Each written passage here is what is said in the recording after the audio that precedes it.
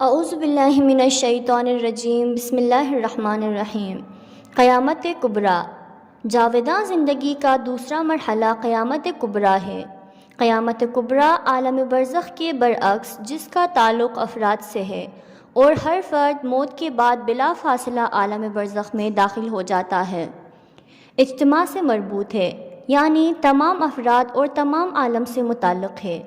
یہ ایسا حادثہ ہے جو تمام اشیاء اور تمام انسانوں کو اپنی لپیٹ میں لے لے گا۔ یہ ایسا واقعہ ہے جو تمام جہان کے لیے پیش آئے گا۔ سارا جہان ایک جدید مرحلے، ایک جدید زندگی اور ایک جدید نظام میں داخل ہوگا۔ قرآن کریم، جس نے ہمیں اس عظیم حادثے سے آگاہ کیا ہے، اس عظیم واقعہ کو ستاروں کے خاموش ہونے، سورج کے بے نور ہونے، دریاؤں کے خشک ہونے، بلندیوں ناہمواریوں کے ہموار ہو جانے، پہاڑوں کے ریزہ ریزہ ہو جانے، زلزلوں اور عالمگیر جھٹکوں، تبدیلیوں اور عظیم انقلاب کے ہمراہ قرار دیا ہے۔ قرآن کریم سے جو استفادہ ہوتا ہے وہ یہ ہے کہ تمام عالم تباہی و بربادی کی طرف بڑھ رہا ہے، تمام چیزیں نابود ہوں گی اور ایک بار پھر عالم کی تعمیر نور ہوگی، نئے سرے سے عالم پیدا ہوگا جس کا نیا نظام اور نئے قوانین ہوں گے، آج کے نظام اور قوانین سے بنیادی طور پر مختلف ہوں گے۔ یہ نظام اور قوانین دائمی ہوں گے اور ہمیشہ رہیں گے۔ قرآن کریم میں قیامت کو کئی ناموں اور عنوانات سے یاد کیا گیا ہے۔ ہر نام ایک مخصوص وضع اور اس پر حاکم خصوصی نظام کی نشاندہی کرتا ہے۔ مثلاً اس لحاظ سے کہ تمام اولین و آخرین ایک سطح پر قرار پائیں گے اور ان کے درمیان ترتیب زمانی ختم ہو جائے گی۔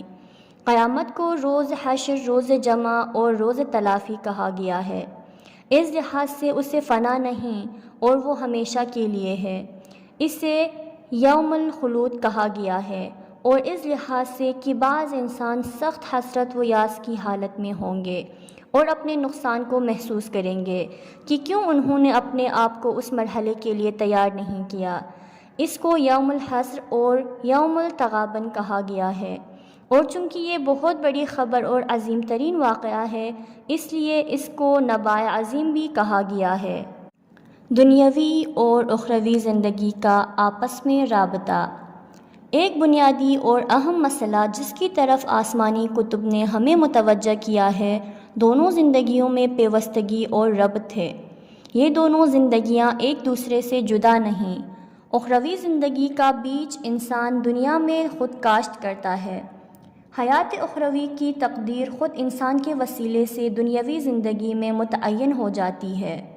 واقعہ کے مطابق درست اور پاک ایمان و اعتقاد دار اور حقیقت پسندانہ تصور کائنات، حسد، کینہ، مکر و فریب اور دھوکہ دہی سے پاک انسان، اخلاق اور طاہر عادتیں اور اسی طرح اعمال صالح جو فرد اور اجتماع کے کمال کے لیے انجام پاتے ہیں، خدمت خلق، اخلاص اور اس طرح کی دوسری چیزیں جو انسان کے لیے ایک جاوداں اور سعادت مند زندگی کی تشکیل کا سبب ہے، اور اس کے برعکس بے ایمانی، بے اعتقادی، غلط فکر، پلید اور بری عادتیں، خودخواہی، خود پرستی، خود بینی و تکبر، ظلم و ستم، ریاکاری، سودخوری، جھوٹ، تہمت، خیانت، غیبت، چغل خوری، فتنہ و فساد، خالق کے عبادت اور پرستش سے کنارہ کشی وغیرہ حیات اخروی میں انسان کی بے انتہا شقاوت اور ابدی اور بدبختی کا سبب ہے۔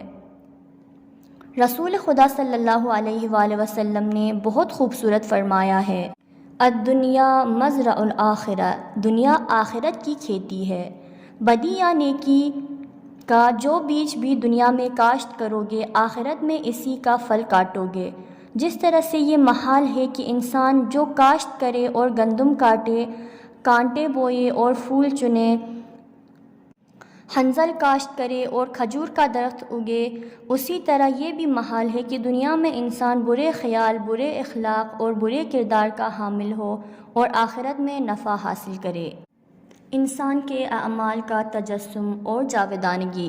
قرآن کریم اور رہبران دین کے فرامین اور احادیث سے استفادہ ہوتا ہے کہ نہ فقط انسان ہمیشہ رہنے والا اور جاوید ہے، بلکہ اس کے اعمال و آثار بھی محفوظ ہوتے ہیں اور ختم نہیں ہوتے۔ انسان عالم قیامت میں اپنے تمام اعمال و آثار کو مصور اور مجسم شکل میں دیکھے گا اور مشاہدہ کرے گا۔ اچھے اعمال و آثار نہایت حسین، خوبصورت اور لذت بخش شکل میں مجسم ہوں گے اور سرور و لذت کا باعث بنیں گے، مگر انسان کے برے اعمال نہایت بدصورت، وحشت ناک، محیب اور اذیت ناک شکل میں مجسم ہوں گے اور درد و رنج اور عذاب کا باعث بنیں گے۔ اس سلسلے میں مزید تفصیل کے لیے عدل الہی بعث معاد کی طرف رجوع کیجیے گا۔ اس سلسلے میں ہم قرآن کریم کی 3 آیات اور رسول اکرم صلی اللہ علیہ وآلہ وسلم کی احادیث کے بیان پر اکتفا کرتے ہیں۔ یوم تجد کل نفس ما عملت من خیر محضرا وما عملت من سوء تود لو ان بینہا وبینہ امدا بعیدا۔ آل عمران آیت 30۔ وہ دن جب انسان اپنے ہر نیک کام کو اپنے سامنے حاضر دیکھے گا، اسی طرح برے کام کو بھی وہ چاہے گا کہ کاش اس کے اور برے کام کے درمیان زیادہ فاصلہ ہوتا۔ اس آیت میں تصریح ہے کہ انسان عیناً اپنے نیک کام ہی کو مطلوب اور محبوب صورت میں دیکھے گا اور اپنے برے کام کو بغینہ ایسی صورتوں میں دیکھے گا جس سے اس کو نفرت و وحشت ہوگی، چاہے گا کہ اس سے فرار کر جائے یا اس صورت کو اس سے دور کیا جائے، لیکن وہ جگہ فرار کر سکنے کی جگہ نہ ہوگی اور نہ ہی انسان کے عمل کو انسان سے جدا کیا جا سکے گا۔ اس عالم میں مجسم شکل میں حاضر ہو جانے والا انسانی عمل اس کے وجود کے ایک حصے اور جزو کی طرح ہوگا جو اس سے جدا نہیں کیا جا سکتا۔ وَوَجَدُوا مَا عَمِلُوا حَاضِرًا، سورہ کاف آیت 49۔ دنیا میں انجام دیے ہوئے ہر عمل کو اپنے سامنے حاضر پائیں گے۔ اس آیت کا مفہوم اور معنی بالکل پہلی آیت والا ہے۔ یومئذ یصدر الناس اشتاتا لیروا اعمالهم فمن یعمل مثقال ذرة خیرا یرہ ومن یعمل مثقال ذرة شرا یرہ۔ سورہ زلزال آیت 6 تا 8۔ اس دن انسان باہر آئیں گے تاکہ اعمال کی نمائش گاہ عمل میں ان کے اعمال انہیں دکھائے جائیں۔ جس نے ذرہ برابر بھی نیک کام انجام دیا ہے اسے قیامت میں دیکھے گا، اور جس نے ذرہ برابر برا کام انجام دیا ہوگا اس کو بھی اس جگہ دیکھے گا۔ انسان باقی و دائمی ہے، انسان کے اعمال و آثار بھی محفوظ، باقی اور جاوداں ہیں۔ عالم آخرت میں انسان دنیاوی زندگی میں کمائی ہوئی چیزوں، اخلاق اور اعمال کے ساتھ زندگی گزارے گا۔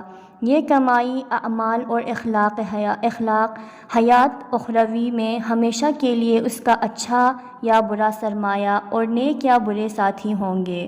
احادیث مبارکہ۔ مسلمانوں کا ایک گروہ کافی دور سے رسول اللہ کی خدمت میں شرفیاب ہو اور دیگر باتوں کے ضمن میں آپ سے نصیحت کی خواہش کی۔ رسول اکرم نے چند جملات ارشاد فرمائے، جن میں سے ایک جملہ یہ ہے کہ ابھی سے آخرت کے لیے اچھے رفقا اور ساتھیوں کا انتخاب کریں، اس لیے کہ عالم آخرت میں انسان کا کردار و اعمال ہی بصورت جسم اس کے زندہ ساتھی ہوں گے۔ حیات جاوید کا قائل مومن انسان اپنے خیالات، اخلاق و عادات اور اعمال چال چلن میں ہمیشہ پوری توجہ دیتا ہے، کیونکہ وہ جانتا ہے کہ یہ زوگزر دینوی امور میں سے نہیں، بلکہ یہ تمام چیزیں انسان کی اپنی اگلی دنیا میں بھیجی ہوئی چیزیں ہیں، اور اسے اسی سرمایہ کے ساتھ عالم آخرت میں زندگی گزارنا ہوگا۔ دنیاوی اور اخروی زندگی کی مختلف اور مشترک صورتیں۔ دنیاوی اور اخروی زندگی کی مشترکہ چیزیں یہ ہیں کہ دونوں زندگیاں حقیقی اور واقعی ہیں، اور دونوں زندگیوں میں انسان خود سے اور اپنی متعلقہ چیزوں سے آگاہ ہے۔ دونوں زندگیوں میں لذت و تکلیف، خوشی و غمی اور سعادت و شقاوت ہے۔ جبلت و سرشت، خواہ حیوانی ہو یا انسانی، دونوں جگہ کار فرما ہے۔ دونوں زندگیوں میں انسان اپنے بدن، قد و قامت اور اعضاء و جوارح کے ساتھ زندگی گزارے گا۔ دونوں زندگیوں میں فضا اور اجرام ہوں گے، لیکن ان میں بنیادی فرق بھی موجود ہیں۔ یہاں سلسلہ تولد، تناسل، پیچنا، جوانی، بڑھاپا اور موت ہے، وہاں نہیں۔ یہاں ضروری ہے کہ کام کرے، بیج ڈالے اور مناسب اسباب مہیا کرے، وہاں بیج کا پھل کاٹے اور دنیاوی اسباب کا نفع حاصل کرے۔ یہ جگہ عمل اور کام کی جگہ ہے اور عالم حساب و کتاب کرنے اور نتیجہ خدا کرنے کی جگہ۔ دنیا میں انسان کے لیے عمل اور حرکت کی سمت بدل کر مقدر کو تبدیل کر سکنے کا امکان ہے، لیکن آخرت میں نہیں۔ یہاں پر موت و حیات کی آمیزش ہے۔ ہر حیات ایسے مادہ کے ہمراہ ہے جس میں حیات فاقد ہے۔ علاوہ ازیں مردہ سے زندہ پیدا ہوتا ہے اور زندہ سے مردہ، جیسا کہ بے جان مادہ خاص شرائط کے ساتھ جاندار اور جاندار بے جان میں تبدیل ہو جاتا ہے، مگر آخرت میں محض زندگی کار فرما ہے۔ وہاں مادی جسم بھی جاندار ہے، زمین و آسمان بھی جاندار ہیں، وہاں کا باغ اور میوہ انسان کے مجسم اعمال کی طرح سے جاندار ہیں، وہاں کی آگ اور عذاب بھی ذی شعور اور آگاہ ہیں۔ دنیا میں اسباب و علل اور خاص زمانی شرائط کی حکمرانی ہے، حرکت اور کمال کی طرف سے سفر تکامل کا وجود ہے، مگر عالم آخرت میں صرف ملکوت الہی اور ارادہ الہی کا ظہور ہے۔ اس دنیا میں انسان کا ادراک، اس کا شعور اور آگاہی اور بطور مطلق دیکھنا اور سننا دنیا سے زیادہ طاقتور ہے۔ دوسرے لفظوں میں پردے اور حجاب عالم آخرت میں انسان کے سامنے سے اٹھا دیے جائیں گے اور انسان اپنی باطن بین نگاہوں سے حقائق کا ادراک کرے گا، جیسا کہ قرآن کریم میں آیا ہے فَكَشَفْنَا عَنْكَ غِطَاءَكَ فَبَصَرُكَ الْيَوْمَ حَدِيدٌ۔ سورہ قاف آیت 22۔ ہم نے اب پردے تجھ سے اٹھا لیے ہیں، پس آج تیری نظر خوب تیز ہے۔ اس دنیا میں خستگی و ملال خصوصاً یکسانیت کی وجہ سے کار فرما ہے۔ انسان کی حالت کسی شے کو گم کرنے والے کی طرح ہوتی ہے جو ہمیشہ اپنی گم کردہ شے کی تلاش میں سرگرداں رہتا ہے۔ جب کوئی چیز مل جائے تو خیال کرتا ہے مقصود مل گیا ہے اور اسی پر خوش ہو جاتا ہے، مگر کچھ دیر بعد اسے احساس ہوتا ہے کہ یہ وہ نہیں جو مطلوب تھا، تو دل گیر ہو جاتا ہے اور پھر کسی نئی شے کی طلب میں لگ جاتا ہے۔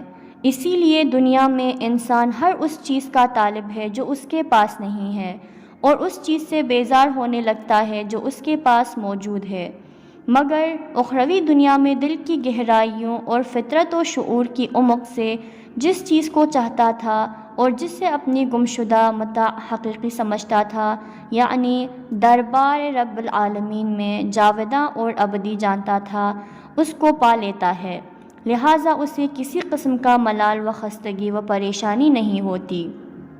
قرآن کریم اسی نکتے کی طرف ارشاد کرتا ہے اور کہتا ہے لا یبغون عنہا حولا، سورہ کہف آیت 108۔ یعنی دنیا کے برعکس آخرت میں انسان تبدیلیوں اور جدید ماحول کے طالب نہیں ہوں گے۔ اسی لیے اگرچہ اہل بہشت ہمیشہ بہشت ہی میں رہیں گے لیکن کبھی سیر نہیں ہوں گے۔ علاوہ ازیں وہاں جو چیزیں چاہیں گے ارادہ الہی سے اسی وقت ان کے لیے پیدا ہو جائے گی، لہٰذا ایسی چیز کی آرزو نہیں